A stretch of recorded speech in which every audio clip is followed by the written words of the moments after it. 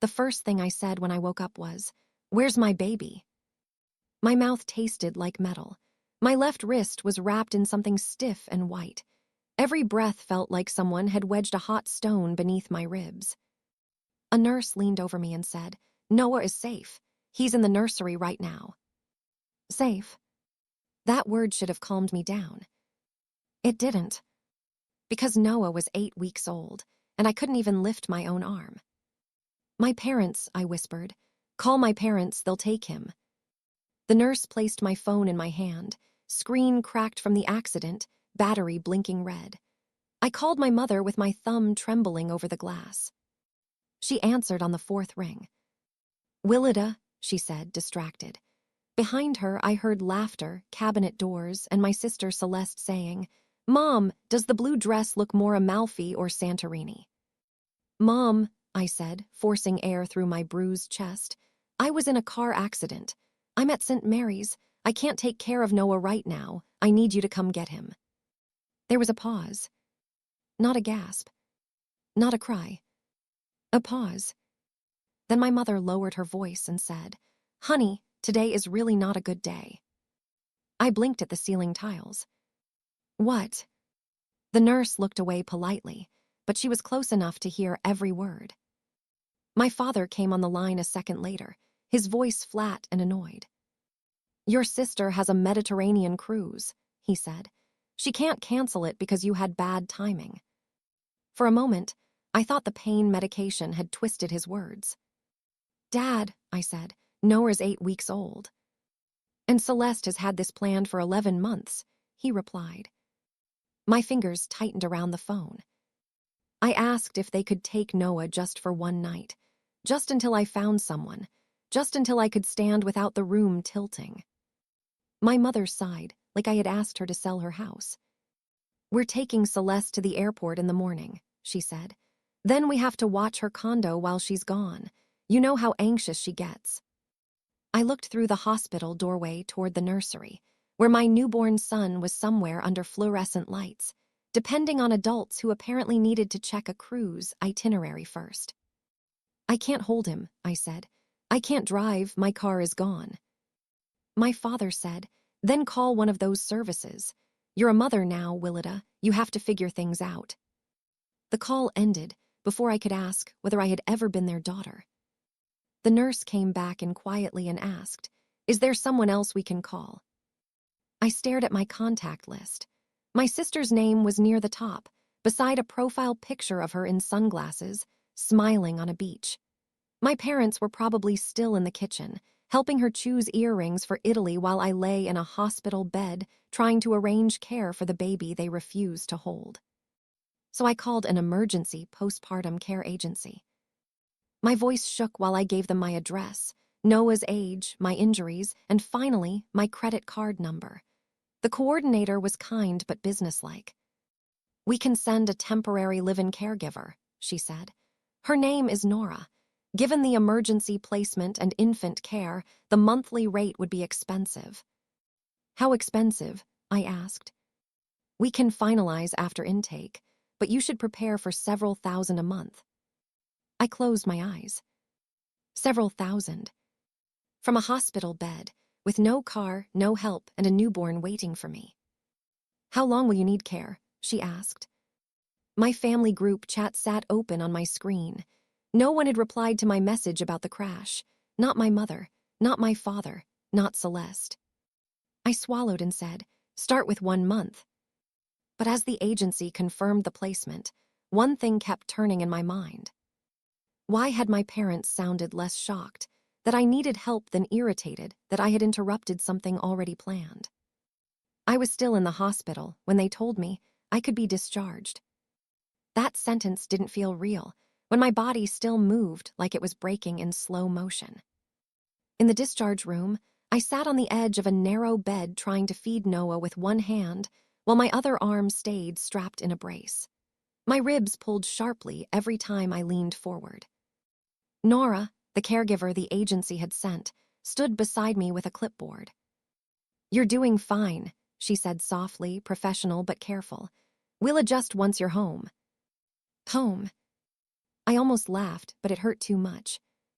The door opened before I could answer. My mother walked in first, holding a small overnight bag like she was delivering forgotten luggage. She didn't rush to me. She didn't look at Noah for more than a second. Instead, she checked her phone. "Celeste's boarding in 2 hours," she said under her breath.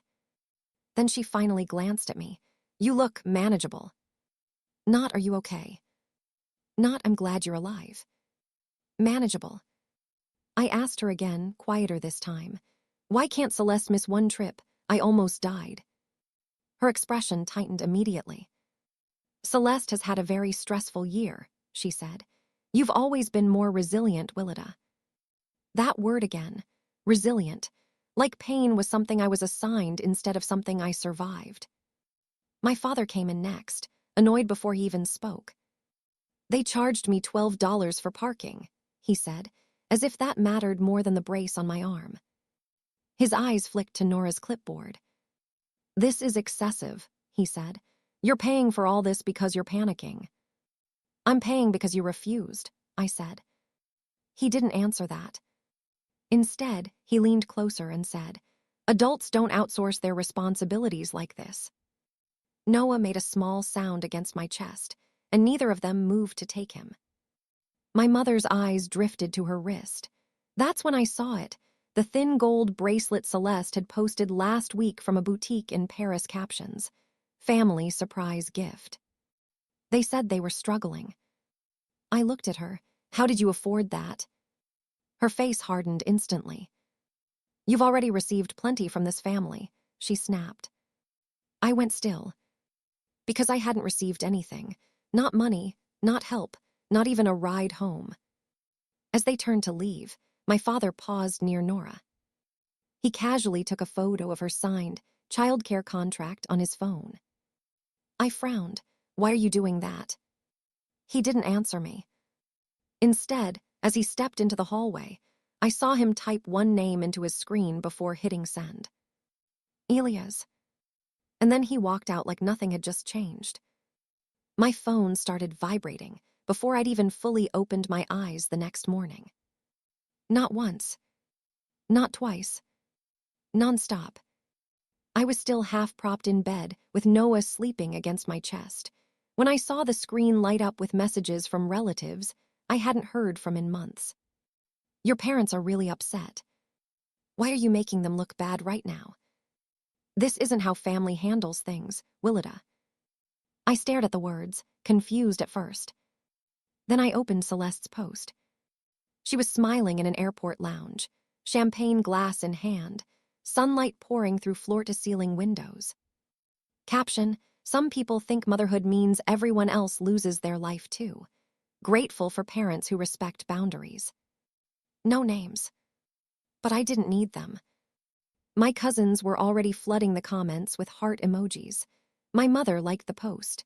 My father commented, "Family should never be held hostage by guilt." My stomach dropped.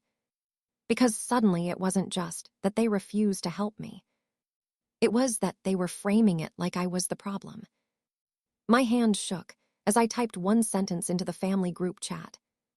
I asked for emergency help after a car accident for an 8-week-old baby. I hit send. For about 10 seconds, nothing happened. Then everything exploded. My mother called immediately. "Willida," she said sharply, "you had no right to post that." "No right," I whispered. "I was alone in a hospital bed asking you to take your grandson." "You are humiliating this family," she snapped. "Delete it." My father came on the line in the background. "Delete it before Grandpa Elias sees it," he said. That name froze me. Because it wasn't the first time I'd heard it that way. Urgent, controlled, almost afraid. I lowered my phone slightly and looked at Noah sleeping peacefully. They weren't afraid of strangers judging them. They were afraid of one person finding out. At that moment, Nora walked into my room holding an invoice tablet. "I finalized the estimate," she said gently. "If I stay full-time, it'll be about $4,800 a month." The number hit me harder than the crash had. 4,800. My mother used to call that extra money we don't have. My phone buzzed again. Aunt Renee. I almost didn't answer. But something in her tone, when she spoke, made me sit up straighter immediately. Willida, she said carefully, why are you paying for care? Didn't your grandfather set up monthly support for you years ago? I blinked. What support? A pause. A long one. Then she continued, slower now, like she was choosing every word. After you got pregnant, Elias started sending money every month. Marion said it was for you and the baby. My throat went dry. I've never seen a cent, I said. Silence on the line. Then Aunt Renee whispered, almost like she regretted it immediately. Willida, your grandfather thinks he's been paying for Noah's care since before Noah was born. My grip tightened on the phone, so hard it hurt my injured wrist. Before I could respond, she hung up. And for the first time since the accident, the pain in my ribs wasn't the thing making it hard to breathe. I didn't sleep after that call. I just sat in the hospital bed, with Noah breathing softly against me, while my mind kept circling one number. $4,800. Over and over again, like it meant something I was supposed to recognize but didn't. The laptop the hospital had given me for discharge paperwork sat open on my knees. My hands were still stiff from the brace as I searched through old emails, bank alerts, anything tied to my family, my name, or my grandfather Elias. Nothing. No deposits. No notifications. No trace of support I was supposedly receiving for years. My chest tightened as I kept scrolling. That's when I found it. An old email buried under years of spam. Subject line, Family Support Authorization Form. I clicked it. It was a scanned document from when I was 20. My mother's name was on it, my father's signature too. Words I didn't fully understand back then. Authorization of Family Managed Financial Assistance account. Administrative control, assigned to Marion Hayes. I remembered it differently at the time. My mother had said, it's just paperwork so Grandpa can send help if you ever need it. Nothing complicated. I had signed it without thinking. Because I trusted her. Now I stared at it in the hospital bed and felt something shift. Not loudly, not dramatically. Just irreversibly. My phone rang again. Victor. I almost didn't answer, but something in me needed to hear what he would say next. His voice came through calm, too calm. Aunt Renee is confused, he said immediately.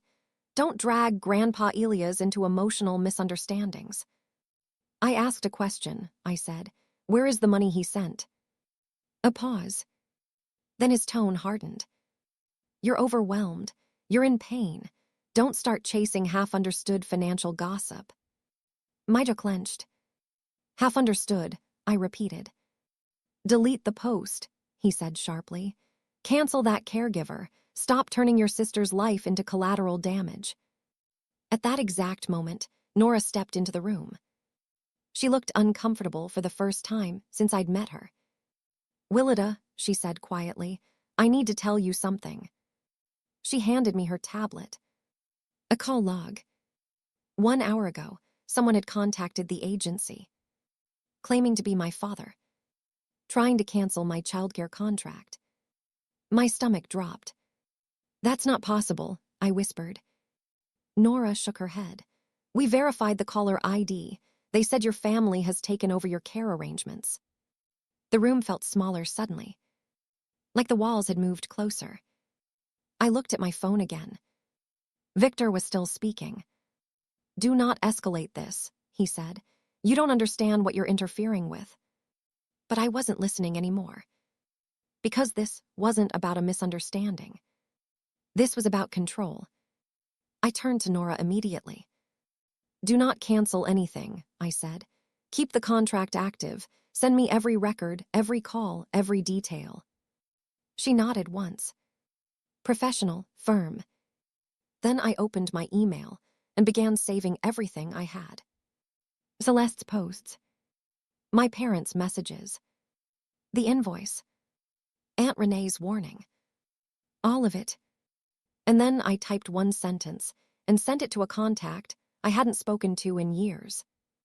Grandpa Elias, did you know Mom and Dad refused to take Noah after my accident? I pressed send. The screen stayed still. No reply. Minutes passed. Then, the hospital door opened. I looked up and saw him standing there holding a thick folder, his face drained of color. Willida, he said quietly, tell me exactly where the $4,800 a month has been going. Grandpa Elias didn't wait for me to answer immediately. He stepped inside, closed the hospital door behind him, and sat down in the chair beside my bed like he already knew sitting anywhere else would make this feel like an interrogation instead of a truth. The folder in his hands didn't move. Neither did he. I need you to understand something first, he said quietly. I've been sending money for you for 9 years. My throat tightened. Me, I asked. He nodded once. When you finished college, when your job situation was unstable, your mother told me you were struggling but too proud to ask directly, so I set up monthly support, $4,800, for you, for stability, for Noah when he came. My fingers went numb round the hospital blanket. That money never reached me, I said. It wasn't a question. It was a fact I suddenly had to say out loud for it to become real. Elias didn't respond right away. He opened the folder. Inside were printed bank transfers. Month after month. Year after year. $4,800. $4,800. $4,800. The total sat at the bottom of the page, like something heavy had been dropped there. $518,400. My vision blurred before I even realized I was crying. That's impossible, I whispered. It isn't, he said. Behind me, Noah made a small sound in his sleep, and I instinctively tightened my arm around him, like I could physically shield him from numbers on paper. Elias removed his glasses slowly and pressed his fingers against his eyes. I trusted them, he said. That was the first time his voice broke slightly. Not loudly. Just enough to notice. My phone buzzed on the bed. Victor, do not let Grandpa make decisions while emotional. Elias saw the screen. He didn't react. He just turned my phone face down. Then he looked at me. Show me everything, he said. So I did. I opened my phone and showed him Nora's contract, the attempted cancellation call, Celeste's cruise posts, my parents' messages about resilience and boundaries. Each swipe made his expression change, slowly, controlled, like something inside him was reorganizing itself. Then he picked up his own phone and called Marion. On speaker. She answered instantly. Dad, she said, voice instantly softer. Willida is confused right now. She's been through a traumatic accident. Where is the money? Elias interrupted. Silence. Then Victor's voice cut in. It was used for family needs, he said quickly. Stability, expenses, you know how things are. Elias didn't raise his voice. That money was designated for Willida, he said. Show me one transfer to her. Silence again. Longer this time. Then Marion spoke, more carefully. Celeste needed support, she said. She was struggling emotionally. We redistributed funds to keep things balanced in the family. Balanced, Elias repeated. My chest tightened as I listened. Victor tried again. You're reacting emotionally, he said. This is being misunderstood. Elias looked at me. And then he said the sentence that changed everything. My great-grandson is in a hospital bed with a hired caregiver while you used his support fund for vacations. A pause. No reply. Then Elias ended the call. Immediately, he stood up. This is no longer a discussion, he said. He picked up his phone again and made 3 calls in quick succession. Lawyer, bank trustee, and someone I didn't recognize. Then he looked at me. You and Noah are not staying in this situation another night. My voice barely came out. What happens now? Elias closed the folder. And for the first time since he walked in, his voice was steady, but final. Now, he said, they lose control of everything they used to hurt you. My phone lit up again. Messages flooding in. But before I could read them, Elias placed his hand lightly on the bed rail beside me and added one last line, quieter than everything else. You're done asking them for permission to survive. And in that moment, the room stopped feeling like a hospital. It felt like an ending,